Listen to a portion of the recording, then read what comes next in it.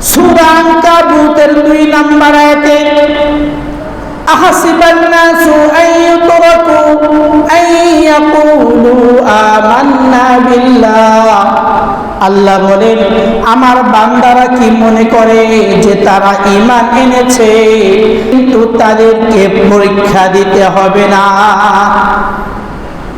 আইয়াকুলু আমান্না বিল্লাহি ওয়া হুম লা ইফতানুন, তাদের পরীক্ষা নেওয়া হবে না এমনটা নয়। আল্লাহ রাব্বুল আলামিন সূরা বাকারার 155 নম্বর আয়াতে বলছেন ওয়ালানাবলুওয়ান্নাকুম বিশাইইন মিনাল খাউফ, আমি তোমাদেরকে ভয়ের মাধ্যমে পরীক্ষা নেব। এমনও সময় হবে তোমাদের জানের ভয় দেখানো হবে।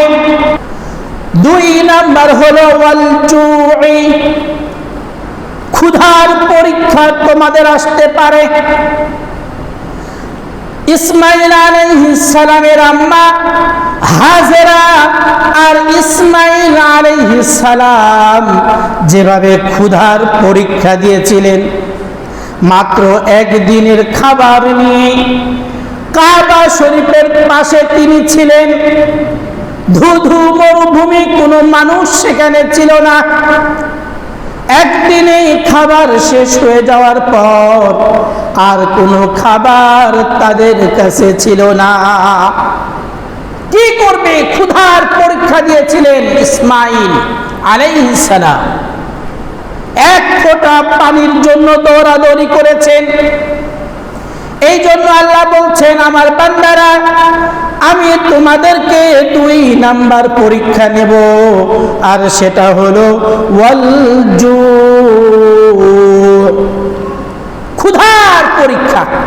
3 নাম্বার পরীক্ষা হলো আল্লাহ বলছেন ওয়া নাকসিম মিনাল আমওয়াল, তোমাদের জীবনে হয়তোবা কোনো সময় দেখা যাবে সম্পদের ক্ষতি হয়ে যাবে।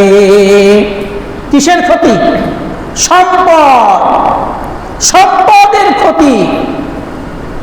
আপনি গরু পালতেছেন, আপনি একটা খামার করছেন, সেই খামারের পশুগুলি, সেই হাঁস অথবা মুরগি অথবা গরু অনেক সময় ক্ষতি হয়ে যায়, মারা যায়।